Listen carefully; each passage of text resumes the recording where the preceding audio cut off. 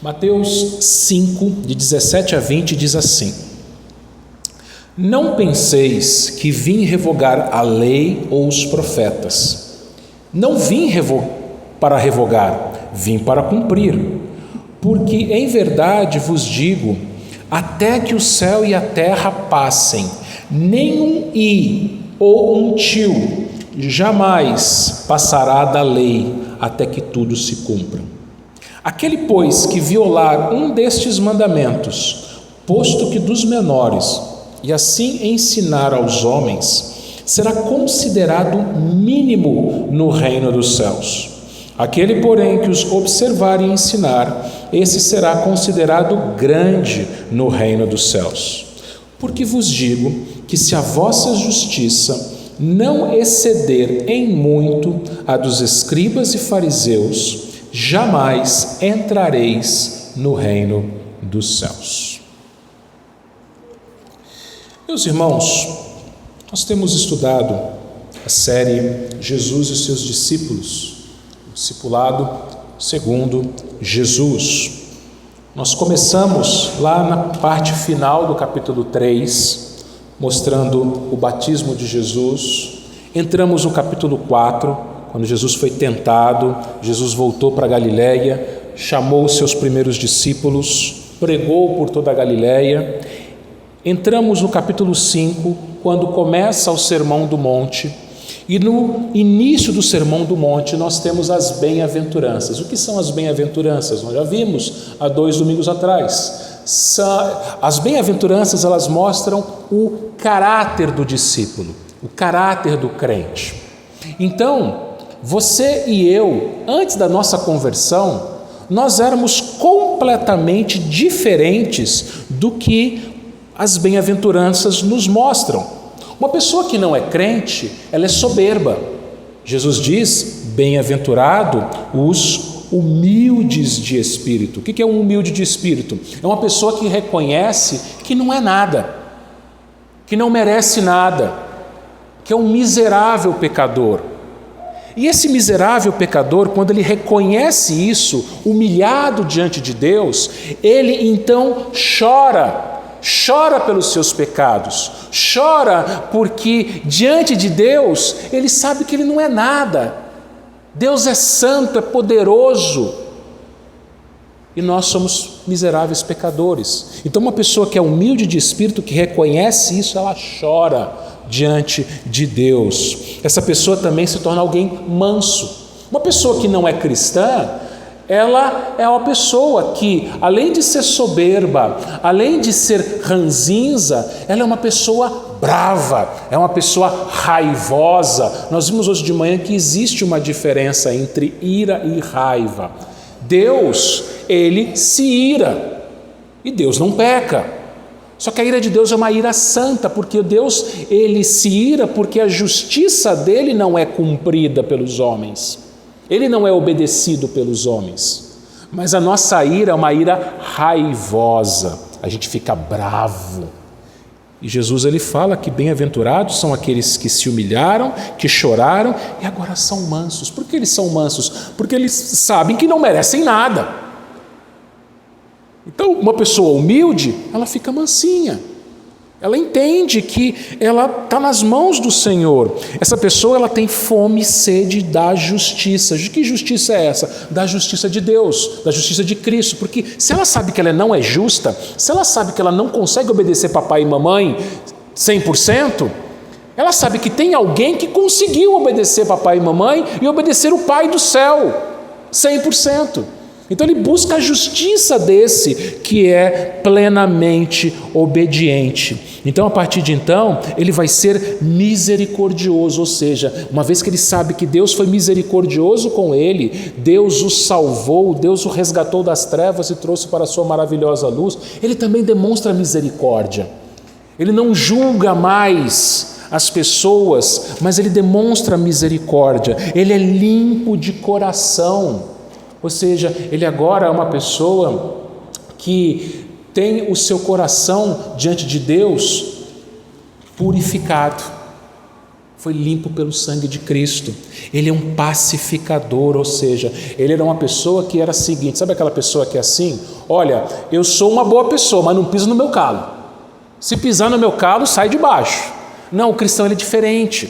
O cristão agora, ele é um agente da paz, ele leva a paz. E que paz é essa? É aquela paz que a gente viu lá em Romanos 5, é a paz com Deus, e é uma paz que vem de Deus, ou seja, o Evangelho. O Evangelho nos traz a paz, e uma vez que você crê no Evangelho, você recebe essa paz. E o cristão agora é um agente da paz, ele evangeliza. E por que ele evangeliza? E porque ele é essa pessoa com esse caráter, ele é perseguido. Esse é o caráter do cristão. Quando chega na parte seguinte, que é o que a gente viu no domingo passado, nós vimos a identidade do discípulo. Bom, se você agora que se converteu é uma pessoa diferente do que você era, você vai marcar esse mundo, você vai deixar a sua marca nesse mundo. Que marca? Você agora é o sal da terra. E o sal faz toda a diferença, nós vimos no domingo passado. Mesmo uma pequena quantidade de sal, ela faz toda a diferença. O cristão ele faz a diferença onde ele chega, não porque ele é melhor do que as outras pessoas, mas porque ele foi salvo por Cristo Jesus. Ele é diferente do mundo. Ele tem um caráter diferente do mundo, um comportamento diferente do mundo. Então ele marca onde ele vai. Ele é o sal da terra, ele é a luz do mundo, ele brilha nas trevas. E é por isso que ele é perseguido, porque quem vive nas trevas não gosta da luz. O morcego vive nas trevas, nós vimos no domingo passado. Se você entrar num ambiente e que tem morcegos e você acender uma lanterna ou acender uma lâmpada qualquer, o morcego vai ficar doido. As pessoas que vivem nas trevas, elas se incomodam com aqueles que vivem na luz. Por isso eles são perseguidos. Bom, Jesus então, depois de falar do caráter do cristão ou do discípulo, depois de falar também da identidade do discípulo, ele vai falar como que o discípulo deve viver. Ele vai para a parte prática do seu sermão, do seu ensino. Daqui do versículo 17 até o final do Sermão do Monte, até o final do capítulo 7 do Evangelho de Mateus, Jesus vai nos mostrar como que a gente deve viver na prática. Ele vai mostrar vários exemplos de como a gente deve nos portar diante dos homens, diante do mundo. Mas antes dele falar sobre o nosso comportamento, como nós devemos viver, Jesus ele faz uma introdução. E a introdução ela é necessária. Às vezes, meus irmãos, muitas pessoas e alguns de nós não gostam de introduções. Você vai ler um livro, você lê a introdução? Seja sincero. Você lê a introdução do livro? Quando eu ganho um livro, eu leio até as orelhas. Sabe o que é orelha? É que eu não tenho um livro aqui comigo. Alguns livros, eles vêm com a capa e aquela dobrinha, tanto na capa como na contracapa. Eu leio a orelha, que lá chama orelha, tá? Você tem que ler aquilo ali, você tem que ler a contracapa, você tem que ler a introdução, o prefácio, tudo que você puder ler, nota de rodapé, se você puder ler, você tem que ler. Por quê? Porque quando a gente lê essas partes de um livro, a gente entende melhor. Quando a gente lê a introdução, a gente entende. Agora eu entendi. Então, antes de eu entrar, ou melhor, antes de Jesus entrar na parte prática do seu sermão, na aplicação do seu sermão, ele vai fazer uma introdução, que é aqui o texto que nós acabamos de ler, do versículo 17 até o versículo 20. E, meus irmãos, precisamos começar, como eu disse, pelo básico. Você nunca vai conseguir fazer uma equação de segundo grau, temos a nossa professora de matemática ali, se você não aprender as 4 operações básicas. Você nunca vai conseguir escrever um bom texto se você não aprender a desenhar a letra, fazer a caligrafia. Ou seja, você precisa do básico primeiro, para depois você ir para o avançado. É o que Jesus faz aqui no seu sermão, o Sermão do Monte. Ele nos apresenta primeiro a introdução, primeiro a parte básica para a gente poder entender melhor dizendo, como que nós devemos viver. E aí ele diz assim no versículo 17: não penseis que vim revogar a lei ou os profetas, não vim para revogar, vim para cumprir. Primeira coisa que nós vemos aqui, ou primeira lição, primeira verdade, é a relação de Jesus com a lei. Ele esclarece aos seus discípulos que estavam ali ouvindo qual que era a sua relação de Jesus com a lei. E o que acontece? Algumas pessoas já estavam começando a pensar que Jesus era um revolucionário, era alguém que não gostava da lei, era alguém que descumpria a lei, era alguém que queria abolir, acabar com a lei. E aí Jesus então ele introduz ali essa segunda parte do seu sermão dizendo o seguinte: olha, vocês estão enganados. Eu não vim para acabar com a lei, para abolir a lei. Muito pelo contrário, eu vim para cumprir. E que lei é essa? Ele explica: a lei ou os profetas. Ele está falando do Antigo Testamento. Ele está falando da Bíblia que aquelas pessoas tinham naquela época. Qual que era a Bíblia que Jesus tinha em mãos? Para começar, nenhuma, porque a Bíblia não era encadernada, então ele não pegava em mãos ela. Mas a Bíblia que havia sido escrita, as escrituras disponíveis nos tempos de Jesus, eram Gênesis a Malaquias. Eram enrolos que ficavam nas sinagogas, então eles não eram facilmente encadernados como a gente tem hoje, e muito menos em aplicativos como você tem no seu celular. Você vê como você é um privilegiado. Você tem a palavra de Deus nas suas mãos de diversas formas, e você muitas vezes, e eu muitas vezes, não lemos o suficiente da palavra de Deus. Mas Jesus mostra que ele amava a palavra de Deus, a palavra do Pai. Ele cumpria a palavra do Pai. Tanto é, como eu falei agora há pouco na nossa liturgia, que Jesus ele derrotou o tentador com a palavra de Deus. Ele passou 40 dias em jejum, 40 dias, 40 noites em jejum. Ele teve fome. O tentador chega até ele no deserto e fala assim: você não é filho de Deus? Manda as pedras transformarem-se em pães. O que Jesus respondeu? Está escrito: não só de pão viverá o homem, mas de toda a palavra que procede da boca de Deus. Qual que era o alimento de Jesus? A palavra de Deus. Ah, pastor, mas ele era Jesus. Ele era homem, não se esqueça. Ele tinha um corpo de carne e osso, não se esqueça. Ele tinha os mesmos sentimentos, as mesmas necessidades físicas, fisiológicas, emocionais, todas as necessidades que eu e você temos. Mas Jesus entendia, meus irmãos, que a maior necessidade que ele tinha, que o maior desejo do seu coração, não era nem comida. Comida é bom. Daqui a pouco talvez você vai comer, eu acho que vai, né? Você não vai dormir com fome. Comida é muito bom. Mas existe algo melhor que comida, melhor do que qualquer prazer que a gente tenha nessa terra, é a palavra de Deus. Então Jesus, ele mostra exatamente isso. Ele falou assim: olha, eu vim para cumprir a palavra, a lei e os profetas. Todo o Antigo Testamento eu vim cumprir, porque eu amo essa palavra. E como é que Jesus cumpriu a lei? Como é que ele cumpriu toda a palavra de Deus, meus irmãos?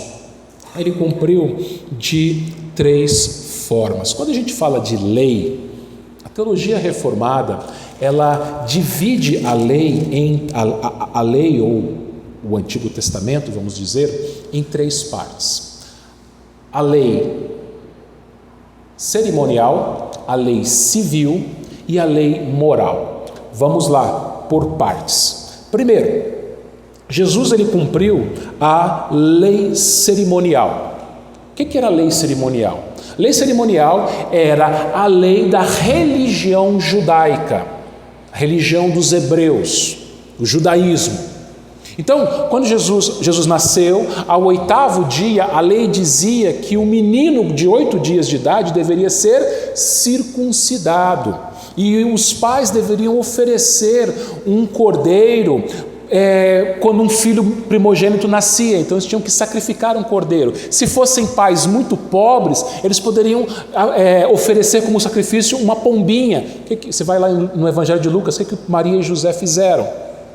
Levaram Jesus com 8 dias à sinagoga, ele foi circuncidado e fizeram lá o sacrifício da pombinha, porque eram muito pobres. Então ele cumpriu a lei ali. Jesus, ele guardou o sábado indo à sinagoga. Você lembra que lá em Lucas capítulo 2, com 12 anos ele foi para o templo, e lá ele discutia com os doutores a Bíblia, e ele calava a boca dos doutores da lei, porque ele sabia muito mais do que eles. Jesus, ele participou de todas as festas religiosas que a lei dizia que ele deveria participar. Então Jesus, na parte religiosa, como adorador, ele cumpriu tudo, ele não falhou em nada.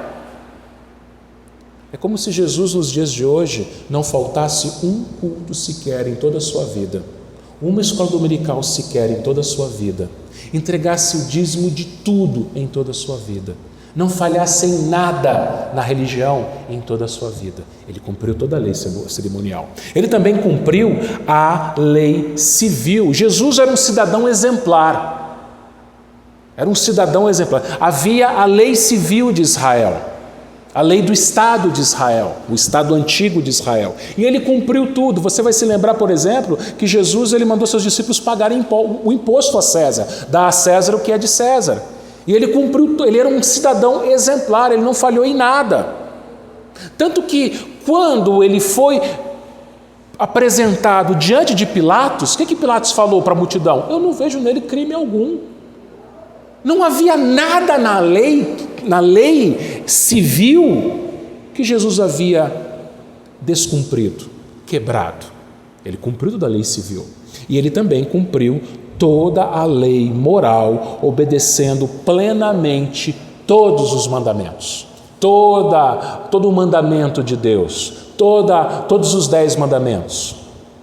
Ele era moralmente correto. Não havia nenhuma falha, nada que pudesse acusar Jesus. Ninguém podia acusar Jesus de nada. E além disso, meus irmãos, Jesus cumpriu todas as profecias do Antigo Testamento que falavam sobre ele. Todo o Antigo Testamento fala sobre Jesus, aponta para Jesus. O Antigo Testamento, meus irmãos, não são histórias soltas. Uma vez, há muito tempo atrás, eu ouvi uma pessoa dando uma aula de escola dominical para crianças, e ela estava contando a história de Davi e Golias. E ela leu a história ali de Davi e Golias e falou para as crianças: olha, então vocês têm que ser como Davi, vocês têm que ser fortes como Davi, corajosos como Davi, vocês têm que matar os gigantes de vocês. Qual é o gigante de vocês? É uma prova difícil, é uma amizade complicada. Peraí, não é isso que a Bíblia diz. Davi, ele enfrentou o gigante em nome do Senhor. E ali Davi é um tipo de Cristo. Ali Davi mostra que Cristo venceu. Cristo venceu Satanás, Cristo venceu a morte, Cristo venceu o pecado. Então todas as histórias do Antigo Testamento vão apontar para Cristo. Nós vimos alguns meses atrás o livro de Ruth, lembra? Onde é que tem Cristo ali em Ruth? É muito claro. Você vê ali que Ruth foi resgatada por Boaz. Ruth, uma viúva pobre que não tinha nada, ela foi resgatada por Boaz, um homem de posses, um homem rico, um homem que a amou acima de tudo. Da mesma forma, Boaz, ele aponta para o noivo Jesus Cristo, que amou a igreja, que resgatou a igreja da sua miséria, que salvou a sua igreja. Percebe? Então todas as histórias do Antigo Testamento vão apontar para Jesus, e Jesus cumpriu todas elas, sem falhar nenhuma delas. Então, crer em Jesus significa você crer no Antigo Testamento.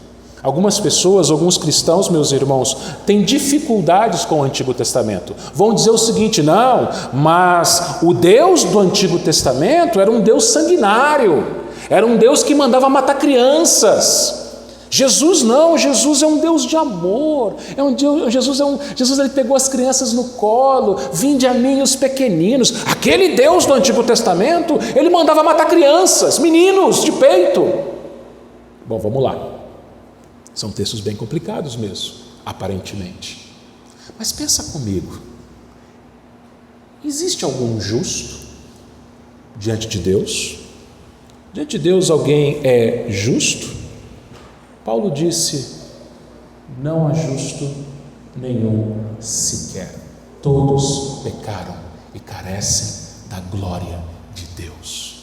Até as crianças. Quem estava aqui na última quarta-feira, nós estudamos o Salmo 51. Você se lembra que no versículo 5 do Salmo 51, Davi ele falou o quê? Em pecado concebeu minha mãe. Ou seja, Davi está falando o seguinte: olha, eu sou filho de uma pecadora, e de um pecador também, o pai dele também era pecador. Então pensa comigo, filho de pecador é pecador. Uma macieira não vai dar manga, vai dar maçã. Uma mangueira não vai dar laranja, vai dar manga. Uma laranjeira não vai dar limão, vai dar laranja. Um pecador não vai gerar um santo, vai gerar outro pecador. É como dizia o meu antigo pastor, nosso antigo pastor: filho de crente não é crentinho, filho de crente é pecadorzinho. E você tem que pregar o evangelho para o seu filho. Você tem que ler a Bíblia com o seu filho na sua casa. Você tem que orar com o seu filho. Nós somos presbiterianos, nós cremos na família da aliança. Então, nós presbiterianos trazemos os nossos filhos pequenos para serem batizados. E os pais presbiterianos, o que eles fazem quando trazem seus filhos? Eles fazem votos. E quais são os votos? Prometo ler a Bíblia com meu filho, orar com meu filho e por ele, trazer meu filho na igreja, educar meu filho no evangelho, até quando ele tiver idade suficiente para que ele professe a fé dele. É isso que nós cremos. Porque o seu filho, ele não é um santinho, ele não é bonzinho, ele não é um anjinho. Às vezes a gente olha para uma criança e fala: olha que anjinho. Não é, é pecador, é filho de Adão. Por isso Deus é justo. Se Deus resolvesse mandar todas as pessoas para o inferno, inclusive crianças, ele continuaria sendo justo. É duro ouvir isso, mas a justiça que nós temos, e eu vou falar disso daqui a pouco, não é nossa. Se o seu filho é convertido, não é porque ele é bonzinho, mas porque ele creu na justiça de Cristo, porque ele creu em Cristo e recebeu a justiça de Cristo. E agora sim ele é um santo, agora sim ele é um salvo, agora sim ele está perdoado. Mas, meus irmãos, vejam, o Deus do Antigo Testamento é o mesmo Deus do Novo. Alguns vão falar o seguinte: não, mas o Antigo Testamento era o Deus da justiça e no Novo Testamento é o Deus da graça. No Antigo Testamento era a lei, no Novo Testamento é a graça. Peraí, mas é a mesma coisa nos dois testamentos. Muita gente não entende isso. Deus é justo e gracioso no Velho Testamento e no Novo Testamento. No Antigo Testamento ou Velho Testamento, Deus foi justo ao expulsar Adão e Eva do jardim, mas ele foi gracioso ao providenciar uma roupa definitiva feita de um animal que o próprio Deus matou. Aquele animal apontava para Cristo, lembra? Deus foi justo ao mandar matar cidades inteiras, inclusive crianças, porque todos eram pecadores. Mas Deus foi gracioso ao providenciar todo o sistema sacrificial para os seus eleitos. Lembra da Páscoa? Lembra o que aconteceu na Páscoa? Eu falei hoje de manhã para a classe dos adultos.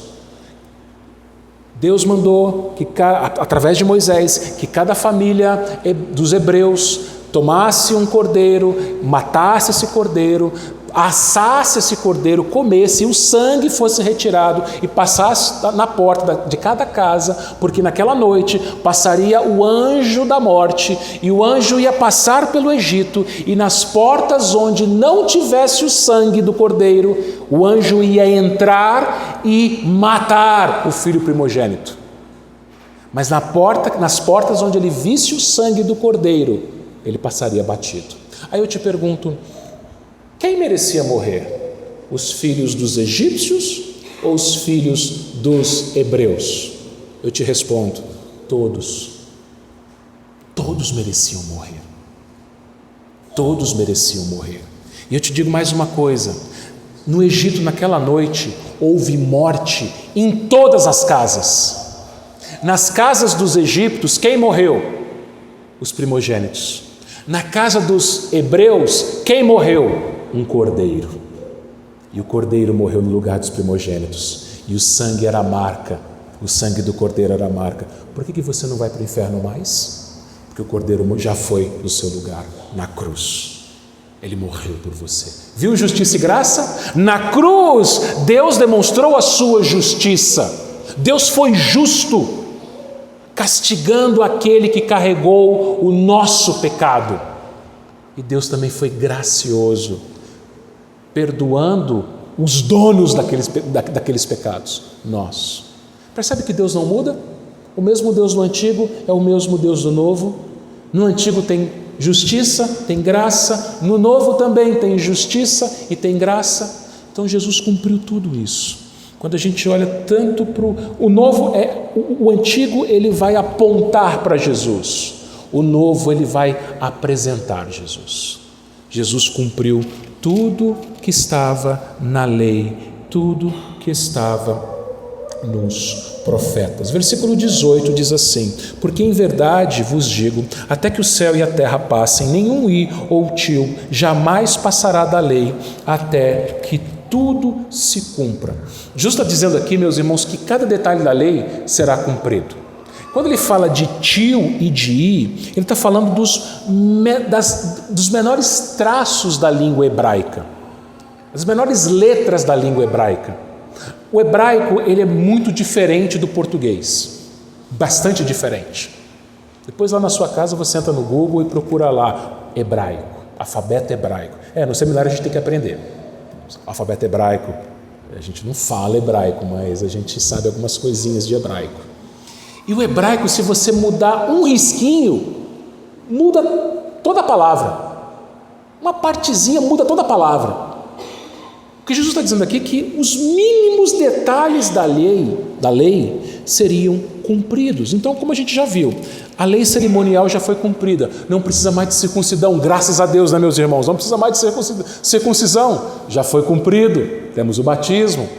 Não precisa de sacrifício de animais hoje. Imagina você ter que trazer todo domingo aqui um cordeirinho para ser morto. Jesus morreu já, porque aqueles cordeiros apontavam para Jesus. Então toda a lei cerimonial de Israel foi cumprida. A lei civil de Israel foi cumprida. A nação de Israel deixou de existir, a antiga. Hoje é uma outra nação. E a lei moral, os mandamentos, todos também Jesus cumpriu, cada um deles. E mais, Jesus não está falando somente desse aspecto da lei, mas ele está falando aqui de toda a palavra de Deus. Tudo será cumprido. Apocalipse capítulo 21, versículo 6.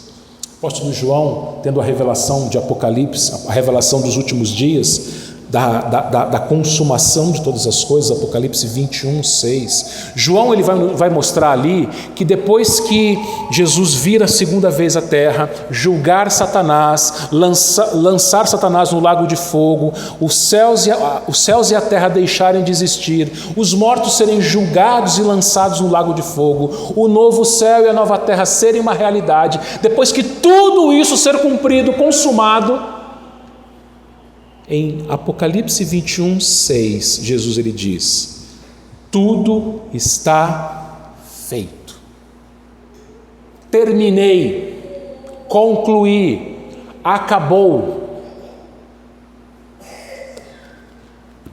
Você sabia que novo céu e nova terra você não vai precisar das Escrituras? Da Bíblia? Da palavra escrita?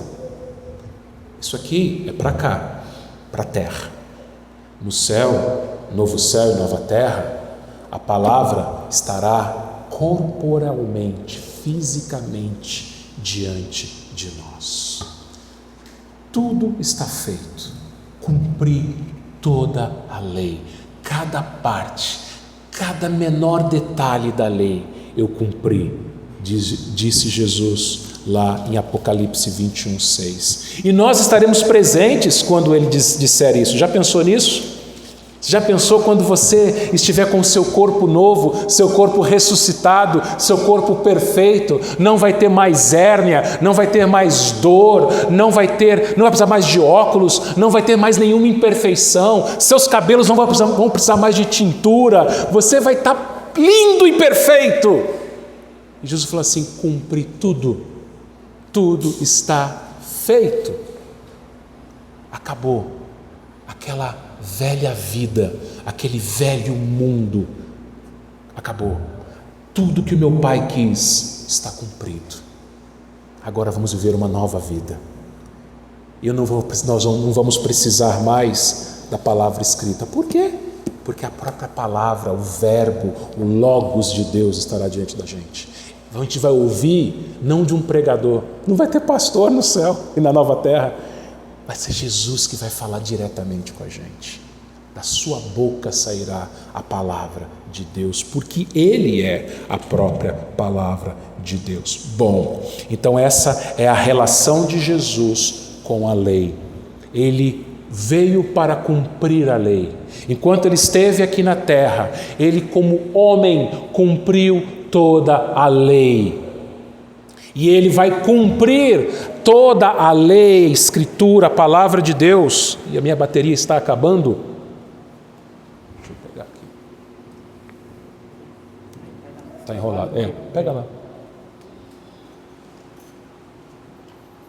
A bateria do microfone, a minha ainda não. Ainda tem um pouquinho de bateria aqui.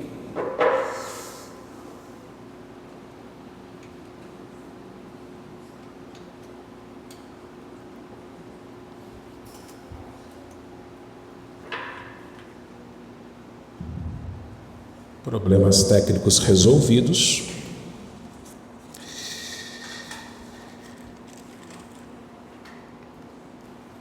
Jesus, ele cumpriu toda a lei enquanto esteve aqui na terra.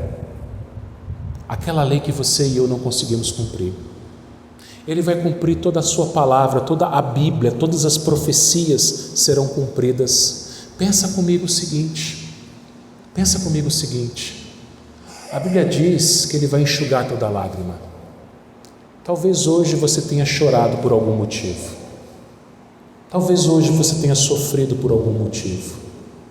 Talvez hoje o seu corpo tenha doído por algum motivo, alguma parte do seu corpo. Coluna, cabeça, dente, quem sabe até uma unha encravada, não sei. Mas a Bíblia nos promete um novo corpo. Ele vai cumprir. A palavra vai ser cumprida. A Bíblia nos promete que Deus pessoalmente vai enxugar cada uma das nossas lágrimas. Lembra? Bem-aventurados que choram, porque serão consolados. Ele vai cumprir. Então você pode sofrer nessa terra, mas Ele vai cumprir um dia. Vai ser tudo novo. Cada detalhe, cada versículo, cada promessa será cumprida por Jesus. Essa é a relação dele com a lei. E qual que é a nossa relação com a lei? É o que vem nos versículos seguintes, os versículos 19 e 20, preste atenção. Aquele, pois, que violar um destes mandamentos, posto que dos menores, e assim ensinar aos homens, será considerado mínimo no reino dos céus. Aquele, porém, que os observar e ensinar, esse será considerado grande no reino dos céus. Porque vos digo, que se a vossa justiça não exceder em muito a dos escribas e fariseus, jamais entrareis no reino dos céus. Olha lá, aquele que violar um destes mandamentos. Bom, um destes mandamentos, Jesus diz. Quantos mandamentos existem? Calma, não responda tão rápido. A gente conhece os 10 mandamentos, mas na lei moral judaica, se você pegar ali o Pentateuco, a lei de Moisés, os judeus eles contaram quantas ordens de Deus existem de Êxodo, para falar a verdade, né, até Deuteronômio. São 613 mandamentos, 613 leis que os judeus tinham que cumprir. Era isso que o judeu tinha que fazer, cumprir cada um dos 613 mandamentos. E aí, eu te pergunto, você consegue? Os judeus conseguiam? Temos o nosso irmão da lei aqui, nosso irmão presbítero Márcio, o homem da lei. Quantas leis existem? Código Civil, Criminal, Constituição, as leis municipais, as leis estaduais, Código de Trânsito. Quantas leis existem no nosso país? Não faço ideia, não pesquisei. Mas deve existir um número considerável, um bom número de leis. Você como cidadão, você cumpriu e ainda cumpre todas as leis? Você já ultrapassou um sinal vermelho? Você já estacionou onde não podia? Você já deu uma festa na sua casa e passou das 10 horas o barulho? Estou dando alguns exemplos. Eu e você não conseguimos cumprir toda a lei. Não.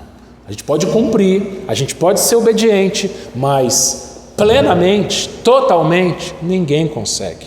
Ninguém consegue cumprir toda a lei. E Jesus aqui, então, irmãos, diante da lei, né, ele pegando a lei e mostrando a relação da lei com os seus discípulos, lembra? Ele falou a relação que ele tem com a lei, ou seja, ele cumpriu toda a lei e vai cumprir toda a lei. Agora ele vai falar sobre a gente, qual que é a nossa relação com a lei? E aí ele vai mostrar para a gente 3 categorias de pessoas. Jesus nos mostra, meus irmãos, que existem 3 tipos de pessoas no mundo. Ele vai mostrar, primeiro, aqueles que são considerados os mínimos no reino dos céus. Depois ele vai falar dos que são considerados grandes no reino dos céus. E por fim ele vai falar daqueles que não vão entrar no reino dos céus. 3 tipos. No versículo 19, ele vai falar daqueles que vão entrar no reino dos céus. Então ele está falando de crente, certo? Quem vai entrar no reino dos céus? Os crentes, os salvos, os remidos, os eleitos. E aqui, dos crentes, ele divide em 2 categorias. Primeiro, Mateus 5,19, ele fala: aquele, pois, que violar um destes mandamentos, posto que dos menores, e assim ensinar aos homens, será considerado mínimo no reino dos céus. Então Jesus está falando aqui que existem pessoas dentro da igreja que violam os mandamentos, mesmo que sejam os mínimos, e eles ensinam outras pessoas assim. E como que eles ensinam? Não precisa ser necessariamente sendo um professor de escola dominical, sendo um pregador, não é disso que ele está falando. Você sabia que a gente ensina os outros pelo nosso exemplo, pelo nosso testemunho? Por exemplo, você é pai, você é mãe, você ensina seu filho mais com o seu comportamento, com a sua conduta, do que com as suas palavras. Sabia disso? Você pode falar para o seu filho, por exemplo, você pode falar para o seu filho assim: filho, você não pode comer muito doce, só que você se empanturra de doce. Seu filho vai olhar e falar: por que ele pode e eu não posso? Você pode falar para o seu filho o seguinte: filho, não pode falar mal das pessoas, mas seu filho te ouve sendo maledicente, falando mal dos outros, falando mal do irmão da igreja, falando mal do pastor, do presbítero, falando mal do vizinho, sendo maledicente. Seu filho ouve e fala assim: se ele pode, eu também posso. E criança é uma esponja, você sabe. Criança absorve. Ela não te escuta, mas ela te observa. E aquilo que você faz, ela faz também. Então a gente tem que tomar cuidado, porque a gente ensina. Na igreja é a mesma coisa. As crianças da igreja, os mais novos, os mais jovens, ele observa os mais velhos. Eles observam a conduta dos mais velhos, a forma como os mais velhos adoram, o compromisso que os mais velhos têm com o Senhor e têm com a igreja. Então nós ensinamos através da nossa conduta, do nosso comportamento, da nossa vida. Então Jesus ele fala o seguinte: aquele que violaram desses mandamentos, mesmo que sejam os menores, e ensinar, vai ser mínimo no reino de Deus. O que ele está falando aqui é o seguinte: que um crente desobediente, um filho desobediente, ele vai para o céu. Não pela sua obediência, porque ninguém vai para o céu por obras, lembra? Mas é pela graça. Ele vai para o céu, mas no céu ele será considerado mínimo. Jesus aqui nos mostra, meus irmãos, o princípio do galardão. Você sabia que no céu vai ter níveis? Não vai ter lugar para socialismo no céu, todo mundo igualzinho. No céu vai ter níveis. Jesus ele mostra que vão ter os mínimos e vão ter os grandes. A diferença é a seguinte: que no céu não vai ter orgulho, não vai ter ciúme. Aqui na terra, por causa do nosso pecado, a gente tem ciúme, a gente tem inveja daqueles que são grandes. Você se sente tão pequeno na sua posição e você inveja o que é grande. No céu não vai ter isso, mas no céu vai ter classes de pessoas. Jesus ele não fala disso. Então ele está falando aqui o seguinte: você vai para o céu, a salvação é pela graça, o galardão é por obediência. Eu vou repetir para você entender: a sua salvação é pela graça, você não precisa fazer nada e não precisa fazer nada para entrar lá. Mas uma vez lá no reino de Deus, no reino dos céus, aqueles que forem desobedientes aos mandamentos, forem filhos desobedientes, lá no reino dos céus, eles serão mínimos. E aí Jesus ele fala de uma segunda categoria. Aquele, porém, versículo 19, que os observar e ensinar, ou seja, aquele crente fiel, aquele crente que é obediente, aquele crente que é piedoso, aquele crente que lê a Bíblia, que ora, que é frequente na igreja, que é uma pessoa que se dedica ao Senhor, a obedecer a palavra do Senhor, e assim ele ensina as outras pessoas, ele ensina os seus filhos. Um filho que observa, que vê que seu pai ora, que sua mãe ora, esse filho vai orar. Um filho que vê que seu pai é assíduo na igreja, ele também vai ser. Um filho que observa que seu pai, ele tem uma boca santa, ele também vai ter. E Jesus fala, uma pessoa assim será considerada grande no reino dos céus. Grande no reino dos céus. Então Jesus ele fala dessas duas categorias daqueles que estarão no reino dos céus. Os mínimos, que são aqueles que não cumpriram a lei e ensinaram. E os grandes, os que cumpriram a lei e ensinaram. Mas Jesus fala de uma terceira categoria, versículo 20. Porque vos digo que se a vossa justiça não exceder em muito a dos escribas e fariseus, jamais entrareis no reino dos céus. Terceira categoria, os que não vão entrar. Quem que não vai entrar? Quem não tiver uma justiça muito maior que a dos escribas e fariseus. Espera aí, agora complicou. Por que complicou? Porque os escribas e os fariseus eram as pessoas que mais obedeciam à lei, os mais rigorosos, os mais criteriosos, os mais chatos eram os escribas e os fariseus. Quando a gente fala de fariseu hoje, a gente liga a palavra fariseu a hipócrita. Certo? Fariseu é hipócrita. Calma, guarda isso para o domingo que vem, que a gente vai explicar melhor isso. Mas os fariseus tinham uma coisa boa, aparentemente boa. Calma que esse aparentemente eu vou explicar domingo que vem. O que o fariseu fazia de bom? Ele obedecia. Ele era chato com a lei, ele era o cara que fazia tudo certinho, era o cara certinho. Você conhece alguém assim, que é todo certinho, todo corretinho? Sabe aquela pessoa que é toda certinha, é tão certinho que chega a ser chato? Bom, os fariseus, eles eram assim, cumpriam a lei. Jesus ele vem e fala: quem não for mais cumpridor da lei, não tiver uma justiça muito maior que a do fariseu, não entra no reino de Deus, no reino dos céus.